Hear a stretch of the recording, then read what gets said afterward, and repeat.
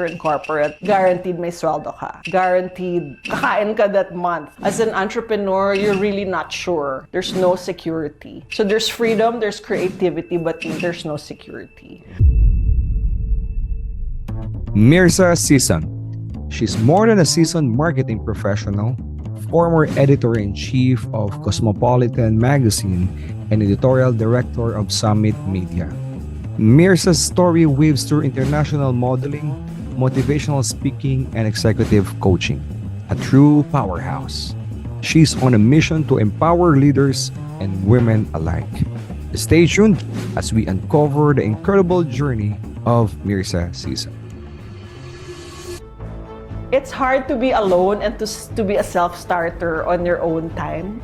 Before she has the entire team, You have to create your own discipline of getting things done. she has the empire, and then when she decided to run her own company, Somebody always needs something from you every minute of the day, di ba? she have to roll up the sleeves. On your own, you need something from yourself. But right now, in running your own business, ikaw lahat. Persevere lang, no? And if you're not disciplined enough to get yourself to do those things, it could take you a very long time. What kind of mindset that they Right. need to get out of the loop? A mindset of This is School of Roq, where the future multimillionaire gets inspired. Today, we have a really special guest, no? And it's really an honor and privilege to have our esteemed guest. Her name is Myrza Sison. And Hi. Miss Myrza, thank you for accepting our invitation and taking time to share your insight with us. So, without further ado, let's introduce Miss Myrza Sison. hello, hi, hello to all the listeners Yeah. and viewers of Self-Made. Yes, exciting. So, a while ago, we were discussing a lot of our past experience from previous company where we worked together. In fact, ladies and gentlemen, Miss Myrza, kasi Miss Myrza dahil siya yung boss ko dati. Kahit Oo. wala ng miss, okay Yun lang nga, yung oo. Myrza. That's why it's so hard to take out the miss, no? Kaya sabi ko, yeah, please bear with me. Nasanay na talaga ako na I say that spoke that naturally. Yon. So, Miss Myrza, I know you. Maybe if you could introduce yourself to our Yes. viewers right now. Sure. I'm Myrza Sison. I'm a confidence coach, podcaster, host, former editorial director of Summit Media, also a former model and a former computer programmer. And today, I empower women especially, but also men to achieve their biggest goals and dreams through talks, workshops, and one-on-one executive coaching. Wow. Sobrang the portfolio. Buong buhay ko na yan Yun in nga one eh. sentence. Ibang klase, ibang level. Yeah. So, Miss Myrza, you have podcast as well, no? Yes, I have a podcast called You Can Do This. It drops every Friday on Spotify. And it's a self-help podcast with very practical topics. Roq was a guest there also maybe 10 episodes ago, and he talked about designing your life with design thinking. And that was a very good, very informative podcast. Thank you. Yeah, and you guys need to listen to that Yes, podcast thank as well. you. Yeah, let's support Miss Myrza. So, Miss Myrza, your portfolio, no, and where you are right now, sabihin, it's really hard to achieve by normal person, no? Yeah. Okay. Maganda. Maganda siya, Say no? so. Yeah. Pero we'd like to know who is Myrza Sison before. Nakita ko yung mga pictures mo, okay? Alam ko yung fashion Right. fashion model ka before, right? Yes. Oo. How much time do we have? No, I'm just kidding.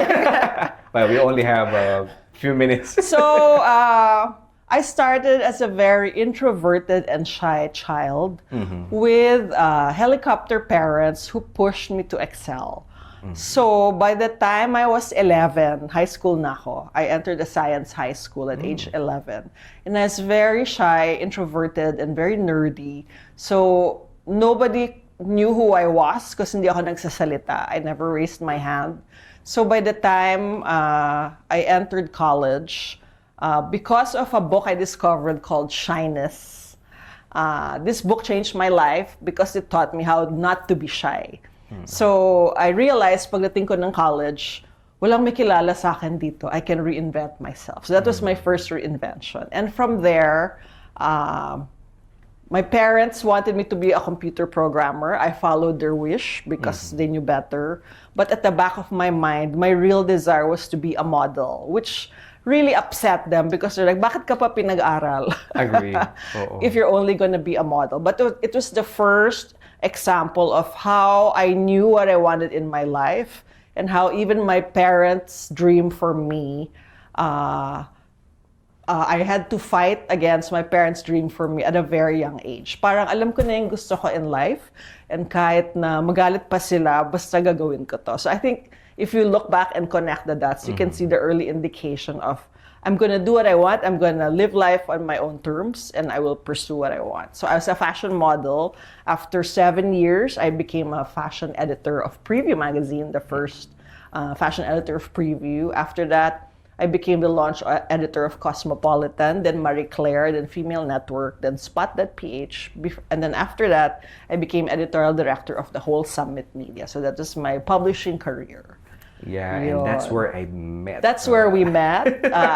He was art director of Women's Health, and we spent many nights together in the office. In the office, working. Working late at night. Grabe, no? I still, it's very vivid in my memory. We're working, parang, nasa office ka pa? Tayong dalawa na lang yung nandun. Oo, hindi po. Minsan nga, akala ko there's ghost, no? May multo. Pero pag-check ko, Ako lang pala. nasa cube pa si Miss Myrza. Okay, hindi pa siya umuwi. Dito muna ako. Yes. Yun. So, Miss Myrza, kailan ka nag-start nag-modeling? Nag-start ako mag-modeling age 21. I was a computer programmer in SGV and Company with the secret desire to be a model. Kasi parang because my dad is the owner of Book Sale. I don't know if you know the chain of bargain bookstores. So when I was working as a computer programmer, that was the early start of Book Sale. So I had access to all the fashion magazines. So in my fantasy life, doon ako nakatira in the pages of a magazine. I said, what if magiging model ako? So it was a very brave and defiant act na give up ko yung career in computer programming para maging model. And my parents like, bakit ka pa nag-aaral para maging model? So sobra silang na-shock at nagalit at nag-alala. Kasi computers na yung wave of the future, and they were right, di ba? Maybe kung sinunod ko sila, founder na ako ng Facebook, di ba? But no, matigas yung ulo ko, and then pinursu ko yung gusto kong gawin. So I guess that was an early indication of entrepreneurship, di ba? Parang ayoko ng corporate life, gusto ko on my own, and I'm gonna do something creative, and I'm gonna make my own money doing something that I love. So, you mentioned about the titles that you worked, no? Titles, by the way, it's the magazines. Cosmopolitan, Preview, Marie Claire. So, how was it before, back then, working in the publication? In what way? How do you handle it, no? Oh! Kasi Di iba, ko rin iba na alam. rin eh. Kasi parang ngayon kasi digital na. No? Which is ito yung na-miss ko, no? Working in digital. Share ko lang, no, Myrza. Kasi when we worked before sa publications, very meticulous tayo in image, the font, colors, For print kasi, permanent siya, di ba? Once na-publish siya, may kapatunayan na may mali, may tama, di ba? Not like digital, you can keep changing it. Yeah. So I guess those of us who worked with print for a long time, we were trained in being meticulous. We were perfectionists, di ba? Kaya tayo nagpupuyat kasi down to the last period, kailangan correct, di ba? Down to the last eye bag. Pioneer ka ng Summit nila. Yes, I was employee number 2. Yun nga, doon I was kita employee nakilala. number 2. Sabi nila, Miss Myrza, employee number 2.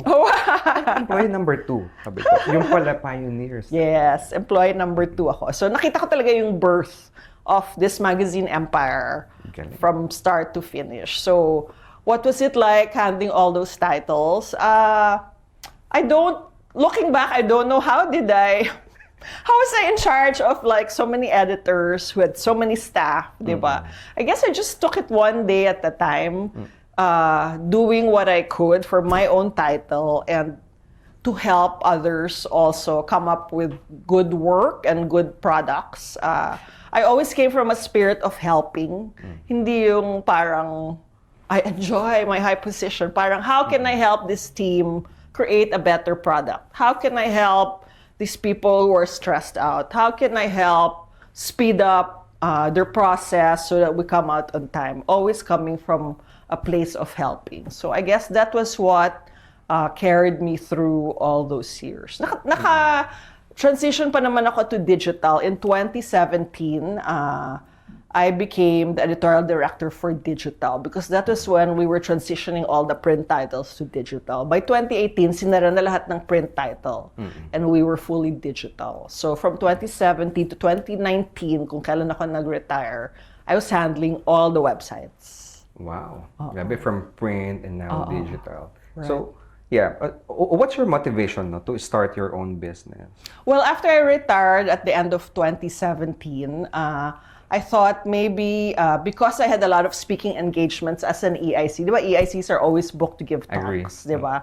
To give talks, workshops. I said maybe this is something that I could do later on. I also wanted to get into hosting. Then the pandemic happened. Walang event, walang hosting, diba? May mga webinars, so I got a few of those gigs. But then, parang I'm like, oh no, lahat ng the industry I wanted to penetrate, which is hosting for events. Since walang events, lahat ng mga veteran hosts, nag 50% off ng rate. Di ba? How do you penetrate kung ganon, di ba? So, around that time, ang labanan was social media. Like, how will you be known when there's no event? Social media was the name of the game. So I really had to beef up my social media. And I had to create content which will prove and showcase my hosting skills. So that's when I did live streaming. Diba, back then, 2020, everyone was live streaming. I'm stuck at home. I don't even know what to do. I don't know the tech. I didn't know my Zoom. I didn't know my StreamYard. Diba? Pero just by asking people, natutunan ko rin siya until gumawa ko ng sarili kong talk show. 3 times a week. Can you believe it? 3 times a week live. Ako yung one-man show na ako yung tech, ako yung makeup artist, ako yung scriptwriter, ako yung host, ako yung celebrity coordinator, di ba? Lahat ng mga artistang kilala ko, binook ko sila through my old network of publishing. Ako yung taga-book, tapos ako rin yung graphic designer using Canva. You should have reached out. I could help you. Hindi ko alam. Pero yeah. So parang, looking back, hindi ko alam paano ko ginawa, but I guess it kept me sane also, and it taught me a lot of skills. And it taught me, and it nakakadismaya rin kasi you'll post it, 20 yung nanood, pamilya ko pa yung kalahati, di ba? Parang, paano ba to? And then, at the back of my mind, ano na lang ang sasabihin ng mga kaopisina ko dati. Siya na yung boss namin. Bakit ngayon, nag-hi guys siya sa mga video, tapos 20 lang yung nanonood, di ba? That's all imaginary criticism, di ba? They're not actually saying it, but in my mind, I'm very paranoid. And this was enough to make me not continue. But I said, no, I will make it a habit. 3 times a week, whether may manunood or wala, lalabas ako, magla-live ako. Before I knew it, 100 episodes na siya. Wow. Di ba? That's how you make something big by doing baby steps until ma-accumulate. Yeah, in fact, yeah, I saw nga yung podcast mo, sabi ko, pang 110 ata. Yes, and then, nung amoy-amoy ko na parang podcast is the way, not live stream. People don't want to watch something. They want to turn on the podcast and do their chores or, walang driving nun kasi pandemic, kasi diba? they multitasking. So I said, parang naamoy ko na everyone is gravitating towards this podcasting company. I think I should be part of that. So like sniffing a trend is part of being very entrepreneurial, di ba? And adapting like, teka, parang yung ginagawa ko, kailangan ko mag-pivot, di ba? Parang kailangan agile ka to see ano yung next wave, di ba? So, knowing that, naghanap ako ng way para makontakt yung head nung podcasting company na yan, which is Podcast Network Asia. Nagpakalala lang ako na, hi! Mayroon akong mga live stream na pwede natin gawing podcast. Okay ka ba? Parang gano'n, parang out of the blue. Mic naman sila. Hello. So, di ba, go lang ng go, join lang ng join. So, nagka-podcast ako. Ganun lang, di ba? I could have been so afraid na, baka hindi naman, di ba? Sino ba naman ako, di ba? But then, parang I put blinders. Hindi na ako matatakot. Forward lang ng forward. Kung nireject ako, di sorry, di ba? Find another way. And now I have a podcast on Spotify. Galing. Oh. Miss Myrza, I'd like to know lang, no, the difference between working sa corporate, as in hasa ka sa corporate. Yes. Which is I really admire, no, yung mga thinking Right. And then the comparison, working in your own company. Very big difference, di ba? There's no tech support. You are tech support. You're a one-man show. You may have freedom of time and you have the freedom to do what you want. If you want to get up in the morning, you can. If you don't have to.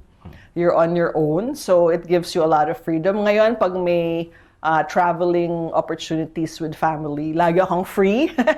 Kasi pwede mong ayusin yung schedule. Di ba before, ako lagi yung hindi makakasama kasi may work, di ba? Pwede lang akong sumama kung may 2 weeks of the VL in the whole year. So of course, there's also the security of corporate, di ba? If you're in corporate, guaranteed may sweldo ka, di ba? Guaranteed kakain ka that month, di ba? As an entrepreneur, you're really not sure, di ba? There's no security. So there's freedom, there's creativity, but there's no security. Also, I noticed that if you have ADHD like myself, it's hard to be alone and to be a self-starter on your own time.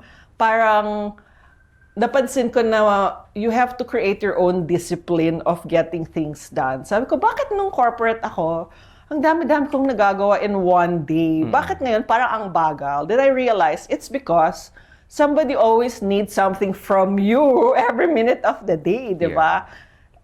Your email is always buzzing. I need this from you. You need to submit the ganyan. And so you react to like those requirements. Okay, I'll submit it. On your own, you need something from yourself. And if you're not disciplined enough to get yourself to do those things, it could take you a very long time. Which is, napaka-coaching nung dating.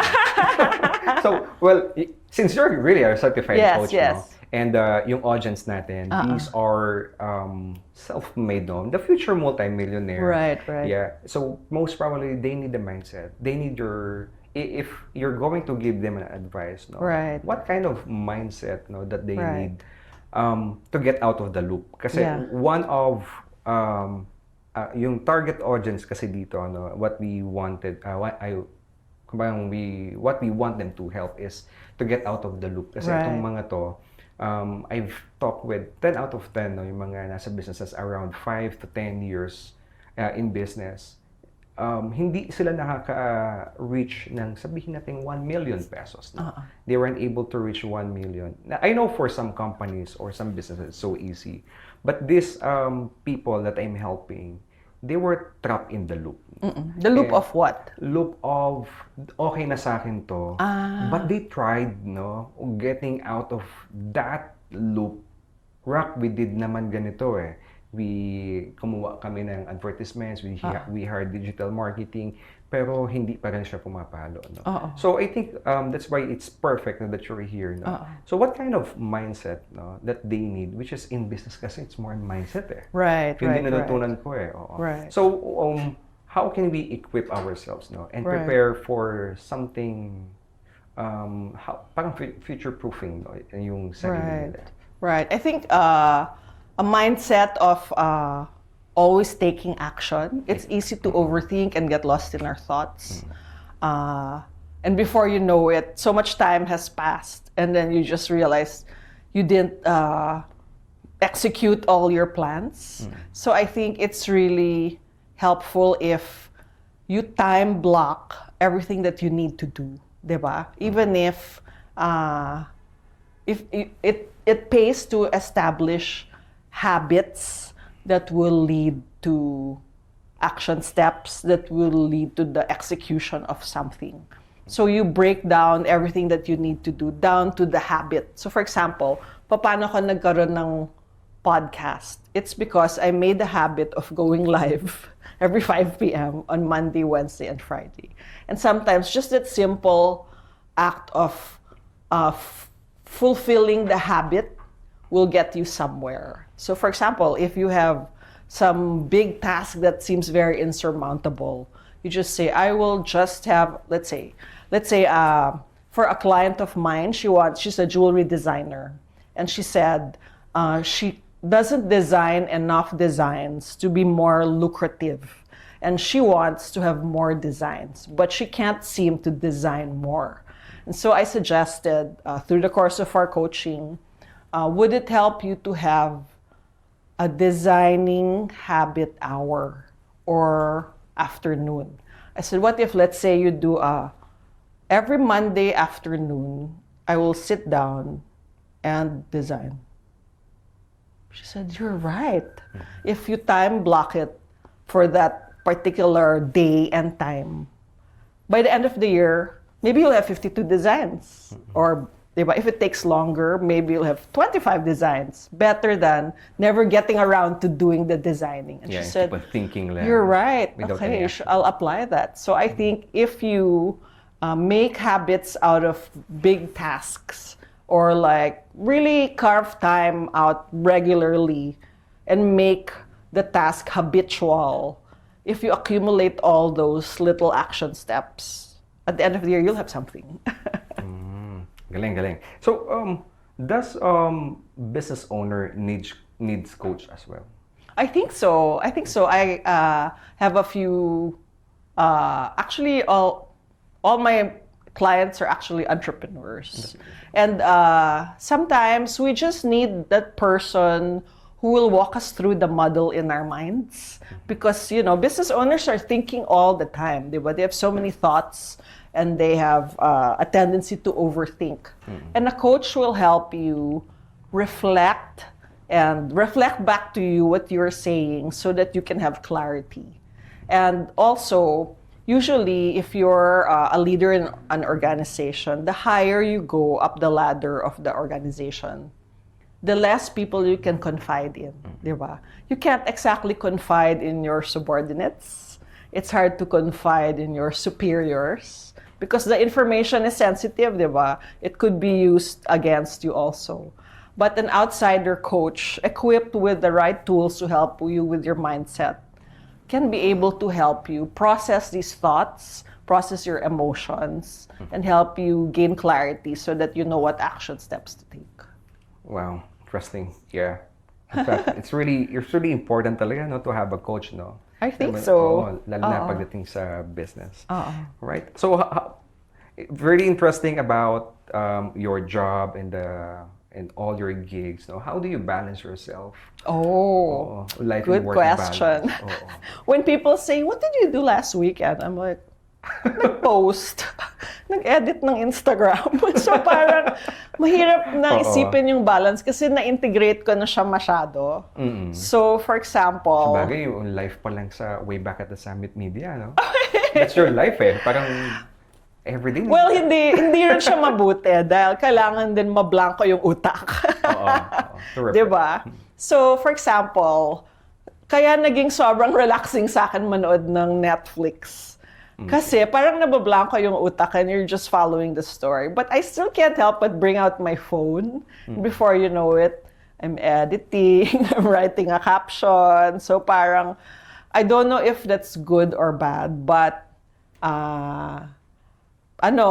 ini-integrate ko na lang. But I think we really must go away somewhere, di ba? It's not enough to, if you take a vacation, a staycation at home, your phone is still there, di ba? You're gonna be prone to taking it out. But minsan, as an entrepreneur, kailan mo siya gagawin? Kailangan na siya sa Monday. So, kailangan mo siyang gawing Sunday night, di ba? So, maybe just be aware. And you can also time block the mind resting times, di ba? Like, if you can't take a long vacation, pero Tuesday morning bakante ka, baka pwedeng yung gym time, yung relaxing time, di ba? Or pwedeng mag-date naman kayo ng spouse mo para na hindi pag-uusapan yung work, di ba? Para kailangan rin i-time block yung brain resting time para hindi naman tayo masyadong ma-burn out. Yeah. Interesting. Sige, ma'am. Where they can reach you, Miss Myrza? Oh, I'm on all the social media platforms. It's at Myrza Sison. That's MYRZASISON on Instagram, Facebook, ano pa, TikTok, LinkedIn. What am I missing? YouTube.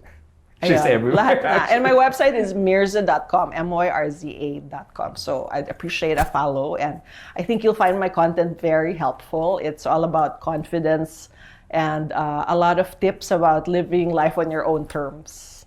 Interesting. So please follow Myrza Sison in her social media and website, which is makikita nyo here at the comment box natin, no? And also in the description. I will add that in the description below. So Miss Myrza, thank you so much for making Thank you. time. Thank and, you. Very insightful, and I hope our audience learned. I a hope lot so as well. too. So here's the moment or the part where I will share my diamond. Okay. Okay. So diamond, actually, Miss Myrza, the diamond is the reflection of everything that you Right. shared. That's why I'm taking down notes ang sinasabi Okay. mo. Oh, kaya pala. Yeah. So my diamond here, no. In fact, what's ang dami ko nakuha, no. So, but I'm just gonna share at least 3 here. The first one, diamond here, ladies and gentlemen, is coach, no.